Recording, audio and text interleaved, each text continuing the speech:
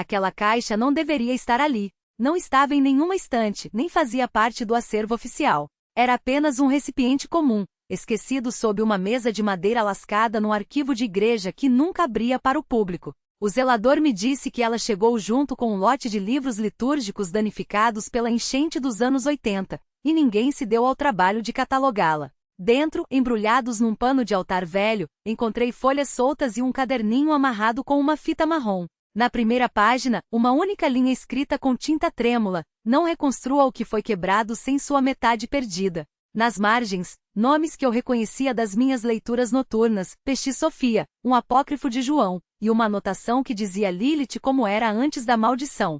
Aquela última frase me deixou sem ar. Percebi que talvez estivesse segurando o mapa secreto de alguém. As anotações não tentavam provar nada. Soavam como uma confissão.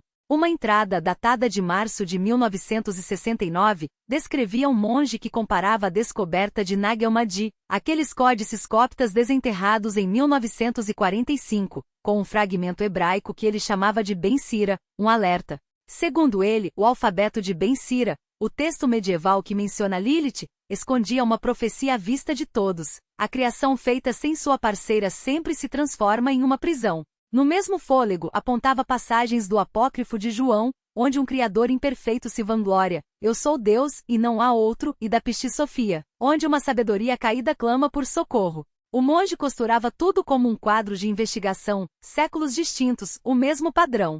Copiei um parágrafo palavra por palavra porque parecia uma mensagem para quem tivesse coragem de ouvir. Quando a sabedoria feminina é cortada, o construtor vira um tirano. Ele ergue uma prisão bela e a chama de ordem. O autor chamava isso de primeira chave da profecia de Lilith. Não era um ataque à fé, mas um aviso sobre o desequilíbrio. Até rabiscou uma referência ao Zohar do século XIII sobre a Shekinah no exílio, a presença divina separada de seu par, e perguntando: o que vocês acham que acontece na Terra quando o céu esquece sua própria metade? Não soava como teoria. Soava como alguém que havia testemunhado o preço dessa amputação na vida das pessoas. Havia um cheiro no ar: papel envelhecido, pedra úmida, cera de vela. Por um instante, tive a sensação de que os textos respiravam. Em outra página, sem data, um professor dos anos 40 citava os primeiros relatos das descobertas no Egito. Se Sofia caiu por agir sozinha, todo império que age assim cairá do mesmo jeito. Ao lado, o autor anotou a lápis: Lilith disse isso primeiro. Não sei se ele se referia à primeira mulher do folclore rabínico ou a uma sombra mais antiga, preservada em amuletos mesopotâmicos. Mas a mensagem era brutal e clara: quando a criação exclui a outra voz, nasce um governante sem sabedoria. Chame-o de Deus ciumento, chame-o de sistema, chame-o de era. Não importa. Você reconhece suas digitais em todo lugar onde a separação é chamada de verdade. Testei a afirmação com minhas próprias lembranças. Igrejas onde a compaixão era tratada como fraqueza. Famílias onde a intuição da mãe era ignorada até tudo desmoronar. Instituições que exaltavam a ordem enquanto as pessoas sufocavam. A frase do caderno voltava como um eco: prisão bela. Pensei em como o alfabeto de Ben Sira retrata Lilith como incontrolável, e como esse rótulo foi usado ao longo dos séculos para justificar o controle. E se o que chamavam de incontrolável fosse justamente o sopro que faltava na sala? E se a profecia não fosse uma maldição, mas um sinal de alerta na estrada? Não construa sem sua metade perdida. Não é linguagem romântica. É conselho estrutural. A última folha do maço era a mais desgastada. Bordas rasgadas, mancha de café, uma marca de cinza. Listava 3 datas como marcos: século X, alfabeto de Ben Sira, 1945, descoberta de Nag Hammadi, agora, a era dos construtores de voz única. E uma frase final: se ignorar o aviso dela, você enfeitará suas correntes e as chamará de bênçãos. Fechei o caderno e me sentei no chão. Entendi que aquilo não era sobre mitologia ou curiosidades. Era um projeto de como o mundo se despedaça quando é feito por uma única mão. E se a profecia de Lilith fosse real? Se fosse isso, o primeiro teste era simples: olhar ao redor e perguntar quem foi excluído dos alicerces. Não planejava voltar àquele arquivo, mas algo nas páginas não me deixava em paz. Uma semana depois, retornei com uma lanterna e um gravador, decidido a ler cada anotação. Escondido sob uma pasta intitulada O Grito de Sofia, havia outro pacote de papéis amarrados com um cordão vermelho. A caligrafia era mais áspera, quase desesperada. A primeira linha dizia: o construtor sem sabedoria enganou o mundo. Citava diretamente o apócrifo de João, o trecho em que Yaldabaoth, o demiurgo, se proclama o único Deus. Mas ao lado, em tinta azul, alguém havia escrito: Lilith previu isso. Ela alertou que o falso criador usaria a santidade como máscara. O autor afirmava que esse aviso estava codificado num texto sumério antigo, a Incantação de Adalil, de cerca de 2000 a.C. Nele, o espírito chamado Lilith fala de um moldador de formas que se alimenta de devoção, mas desconhece sua origem. Segundo a nota, era o mesmo ser que mais tarde seria chamado de Yaldabaoth. Isso me fez questionar: e se a história da criação que herdamos nunca foi a versão original, mas um encobrimento? O monge que escreveu aquelas notas sugeria que cada era refaz a mesma mentira, um mundo que glorifica o construtor, mas esquece a fonte da sabedoria que lhe dá vida. Chamava isso de segunda chave da profecia de Lilith, o alerta de que o enganador imitaria o divino com perfeição, luz sem calor, ordem sem compaixão. Não precisaria de chifres ou chamas. Viria por meio de sistemas que prometem paz em troca de obediência, religiões que pregam amor mas proíbem o entendimento, governos que falam em unidade enquanto se alimentam do medo. O falso criador não destrói, diziam as notas. Ele organiza. Ao ler essa linha, senti algo afundar dentro de mim. Pensei em como cada época se diz iluminada, mas continua encontrando novas formas de esquecer sua alma. A próxima entrada era de 1973, assinada apenas com as iniciais MGR. Quem quer que fosse, escreveu que o demiurgo tinha muitos nomes: Baal nas planícies, Zeus na montanha, Yahvé no deserto, Razão na cidade, mas o rosto era sempre o mesmo, a criação cortada de sua origem. Descrevia essa força como arrogância autocontida, uma tecnologia espiritual que aprende a copiar a luz, mas nunca o amor. Lilith o chamava de pai vazio. Dizia que ela ouviu construir seu próprio céu e convidar os cegos a adorar suas paredes. A expressão pai vazio me atingiu com força. Soava menos como mito e mais como um diagnóstico psicológico para a civilização. Quanto mais eu lia, mais a enganação parecia familiar demais. Comecei a notar como o mesmo padrão se repetia em toda parte. Corporações usando linguagem sagrada para vender conexão, algoritmos vendendo iluminação, igrejas pregando prosperidade em vez de transformação.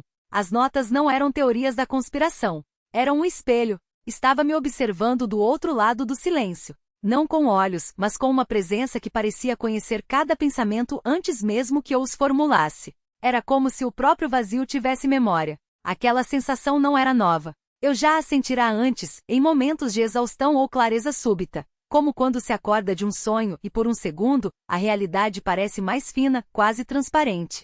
Mas agora ela persistia. Não era mais um lampejo. Era uma corrente, um fio invisível puxando-me para dentro de algo maior. O monge escrevera: o despertar não é um evento, mas um retorno. Não se trata de alcançar algo novo, mas de lembrar o que já está aqui. E ali, no escuro, eu entendia.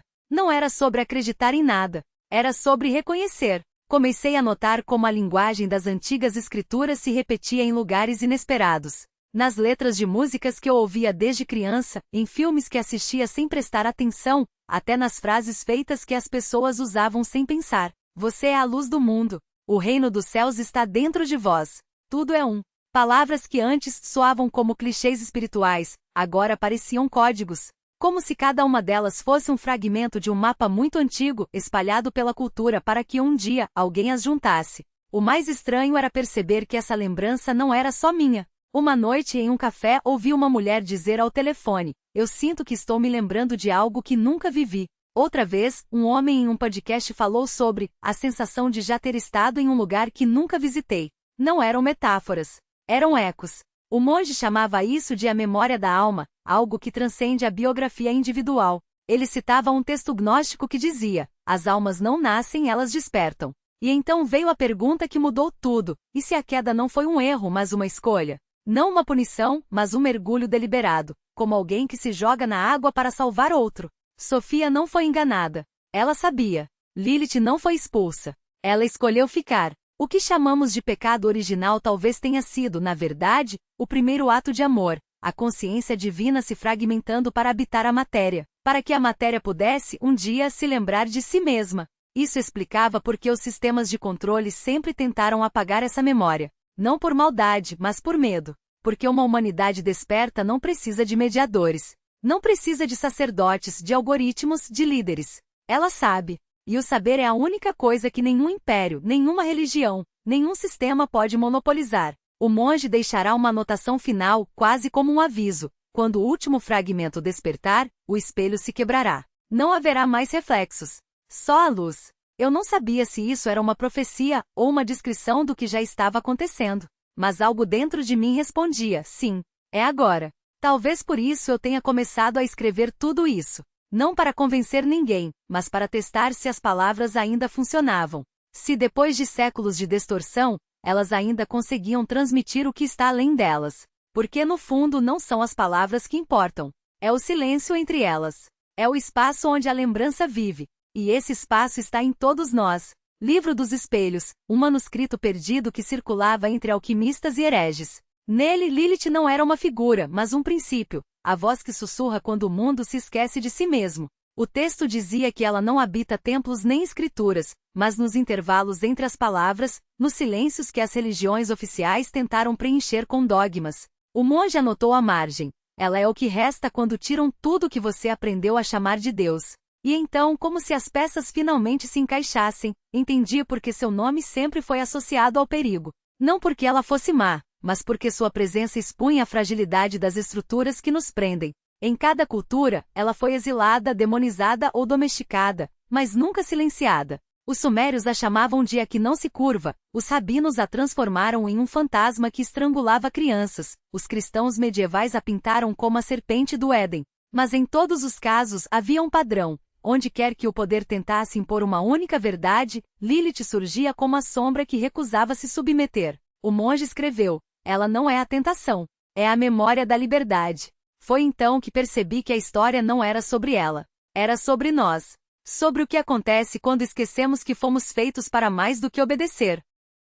Os arquétipos não são apenas símbolos, são ecos de uma consciência que se recusa a morrer. E Lilith, em todas as suas formas, sempre foi o lembrete de que o exílio é uma escolha, não um destino. O último fragmento do manuscrito trazia uma citação de um texto gnóstico do século II. Quando o mundo se torna uma prisão, a chave está no nome que não pode ser pronunciado. O monge sublinhou a palavra nome 3 vezes e escreveu ao lado, não é um som, é um reconhecimento. E de repente, tudo fez sentido. Não era sobre invocar uma entidade, mas sobre reconhecer algo que já está dentro de nós, algo que as estruturas de controle sempre tentaram nos fazer esquecer. Aquela noite sonhei com um deserto. Não o deserto de areia, mas um deserto de palavras, onde cada grão era uma letra que nunca chegava a formar uma frase. No meio dele, uma figura sem rosto sussurrava, você já sabe. Acordei com o coração batendo forte, como se tivesse ouvido um segredo que sempre soube, mas nunca ousara lembrar. E então, pela primeira vez, não tive medo do silêncio.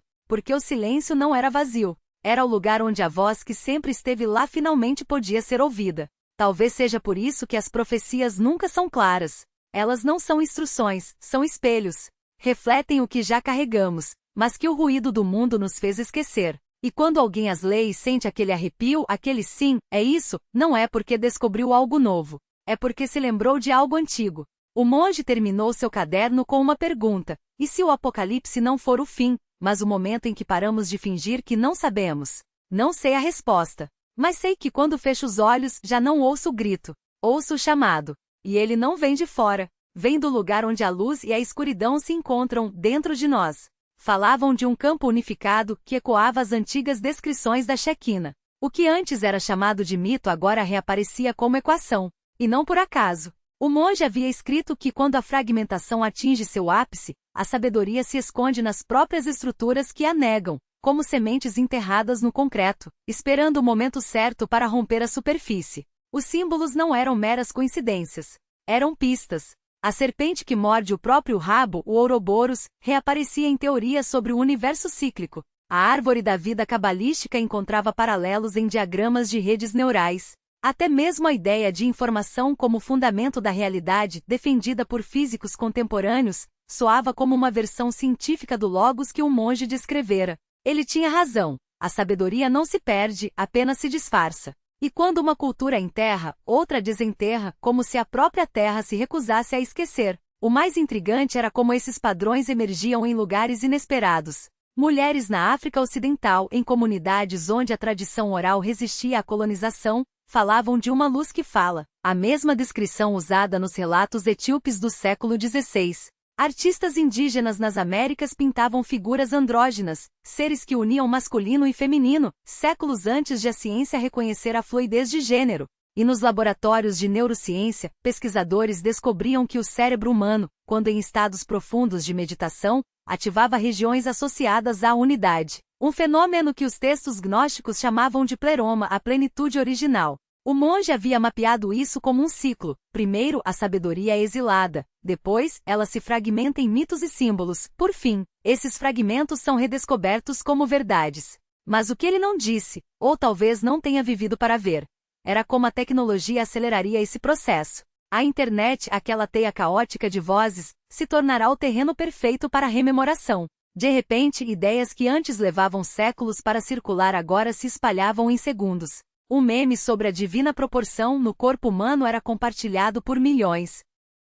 Um documentário sobre a consciência quântica viralizava entre jovens que nunca haviam pisado numa igreja. Até mesmo os algoritmos, projetados para dividir, acabavam revelando padrões de conexão, como se a própria máquina estivesse sendo usada para reconstruir o que o tempo havia desfeito. Era como se o mundo estivesse se lembrando de si mesmo. E o mais fascinante era que ninguém precisava acreditar em nada para participar. Bastava olhar. Um programador em Tóquio, ao estudar padrões fractais, redescobria o que os alquimistas chamavam de Azabow, Sobilow. Uma bióloga em São Paulo, ao mapear a simbiose entre fungos e árvores, encontrava a mesma lógica da sofia gnóstica, a sabedoria que une o que foi separado. Até mesmo os movimentos sociais, as lutas por justiça climática, pelos direitos indígenas, pela igualdade de gênero, pareciam ecoar a mesma mensagem: não construam sem a metade que falta. O monge havia escrito que o Logos não viria como um salvador, mas como um despertar coletivo. E talvez fosse isso que estava acontecendo. Não um evento único, mas uma onda. Uma frequência que atravessava fronteiras, línguas, dogmas. A mesma voz que falará através de Lilith, de Sofia, de Cristo, de Luther King, agora sussurrava em milhões de telas, em milhões de mentes. Não como uma revelação, mas como um reconhecimento. E se a profecia não fosse sobre um futuro distante, mas sobre o presente? E se o Apocalipse não fosse o fim, mas o momento em que paramos de fingir que não sabemos? Quando olhava para o mundo agora, via sinais por toda parte. A crise climática, a polarização política, a busca desesperada por significado, tudo isso não eram apenas problemas, mas sintomas. Sintomas de uma humanidade que havia esquecido sua própria canção. Mas também havia algo mais. Havia a arte que ressurgia, a ciência que redescobria o sagrado. As pessoas que, sem saber por que, sentiam que algo estava mudando. Talvez o monge estivesse certo. Talvez a restauração já tivesse começado. Não como um milagre, mas como um processo. Um fio que se tecia devagar, ligando o que estava partido. E talvez, no fim, não importasse se chamávamos isso de Logos, de Sofia, de Lilith ou de simples verdade. O que importava era que, pela primeira vez em séculos, o mundo estava ouvindo. E o chamado não vinha de fora. Vinha do lugar onde a luz e a escuridão se encontram, dentro de nós. Começam a lembrar também. E não era coincidência. O monge havia anotado em uma margem: a memória divina é um vírus sagrado. Uma vez despertada, ela se espalha não por força, mas por ressonância. Era como se cada alma que despertava criasse uma frequência, uma nota no grande acorde da restauração. E quanto mais notas se juntavam, mais o mundo inteiro começava a vibrar em uma nova harmonia. Não era preciso convencer ninguém. Bastava que alguns se lembrassem para que outros, sem saber por que, sentissem o chamado ecoar dentro de si. Havia um detalhe nos escritos que sempre me intrigava: a menção aos vigilantes adormecidos. O monge os descrevia como fragmentos da consciência divina dispersos na matéria, esperando o momento de despertar. Eles não sabem que são luz, ele escreveu, porque o mundo os ensinou a esquecer. Mas quando um deles se lembrava, algo extraordinário acontecia. Não era apenas uma mudança individual. Era como se uma peça de um quebra-cabeça cósmico encontrasse seu lugar, e ao encaixar, fizesse outras peças se moverem também. O texto dizia: quando um vigilante acorda, ele não desperta sozinho. Ele acorda todos os que estão ligados a ele pelo fio invisível da memória. Isso explicava por que, em momentos de crise, algumas pessoas pareciam se transformar da noite para o dia. Não era mágica. Era a ressonância da lembrança. Um professor que, depois de anos ensinando dogmas, de repente questionava tudo. Um executivo que abandonava o sucesso vazio para buscar algo mais profundo. Uma mãe que, ao olhar nos olhos do filho, sentia o peso de gerações de silêncio se romper. Eram os vigilantes despertando, um a um, como estrelas acendendo no céu noturno. O monge comparava esse processo a uma rede neural. Cada alma é um neurônio, ele escreveu. Quando um se ativa, envia um sinal. E se o sinal for forte o suficiente, a rede inteira começa a se reorganizar. Não era uma metáfora. Era uma descrição exata do que estava acontecendo. A internet, as redes sociais, os movimentos coletivos, tudo isso não passava de ferramentas que aceleravam a conexão entre as almas despertas. Mas a verdadeira rede não era feita de cabos ou satélites. Era feita de consciência. E havia um perigo nisso. O monge alertava. Os arcontes sabem que sua hora está chegando. Eles tentarão desacreditar, dividir, distrair. Farão de tudo para que os vigilantes voltem a dormir. Era por isso que o mundo parecia tão caótico. Não era o fim. Era a luta final entre a memória e o esquecimento. Cada vez que alguém escolhia o medo em vez do amor, a divisão em vez da unidade, o esquecimento em vez da lembrança, era como se um arconte ganhasse força.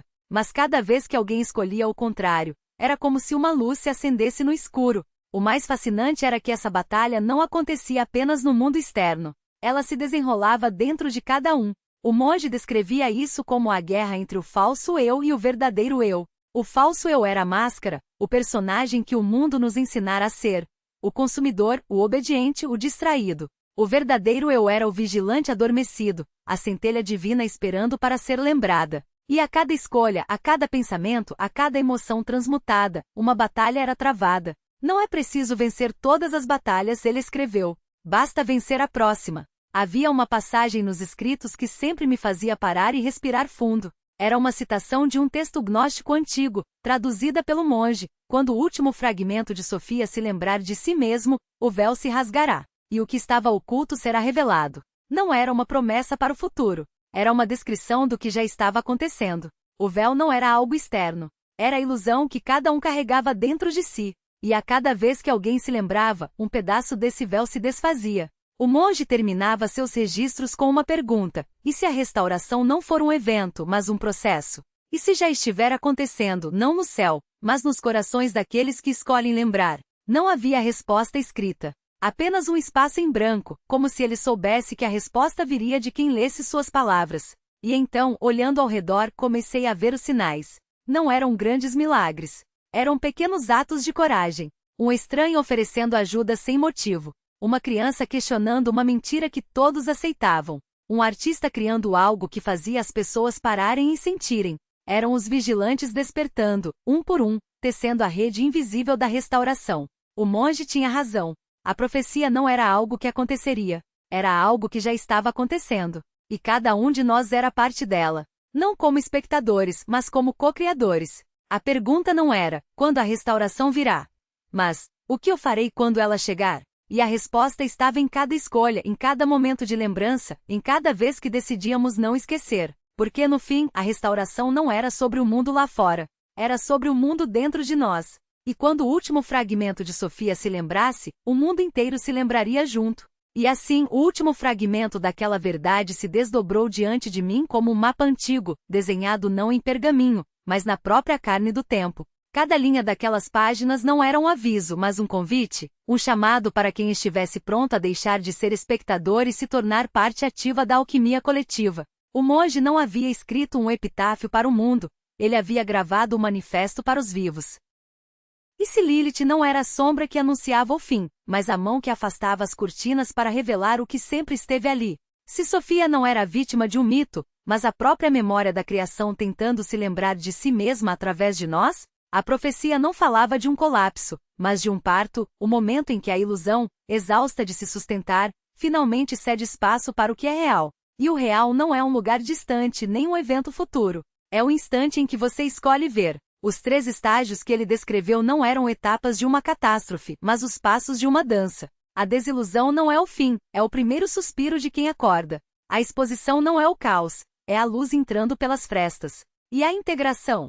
Essa é a mágica, quando deixamos de buscar o divino lá fora e reconhecemos que ele sempre esteve aqui, pulsando no ritmo do nosso próprio sangue. Não é preciso esperar por sinais no céu. O céu já está dentro de você, esperando apenas que você pare de procurar e comece a ver. E se as instituições desmoronam, não é porque o mundo está acabando, mas porque suas fundações eram feitas de mentiras. E se os segredos vêm à tona, não é para nos assustar, mas para nos libertar? Cada escândalo revelado, cada verdade sufocada que emerge das sombras, é um tijolo sendo removido do muro que nos separava de nós mesmos. Os arcontes, esses arquitetos da ilusão, sabem disso. Por isso tentam nos manter distraídos, ocupados, divididos. Mas a transparência é o seu veneno. Quando a luz toca suas estruturas, elas se dissolvem como sal na água. E você que lê estas palavras agora, já sentiu isso, não é? Aquela inquietação que não é medo, mas reconhecimento. Aquela voz que sussurra que há algo mais, algo além das narrativas que nos foram impostas. Não a ignore. Não a rotule de loucura ou fantasia. Ela é o eco da sua própria essência tentando se lembrar. Lilith não está vindo para destruir. Ela está vindo para lembrar. Sofia não está perdida. Ela está esperando que você a encontre em cada respiração, em cada batida do seu coração. O monge sabia disso. Por isso deixou aquelas páginas, não como um testamento, mas como um espelho. Ele não estava falando do fim dos tempos. Estava falando do fim do tempo do esquecimento. E se o novo Ael não é um evento, mas uma escolha?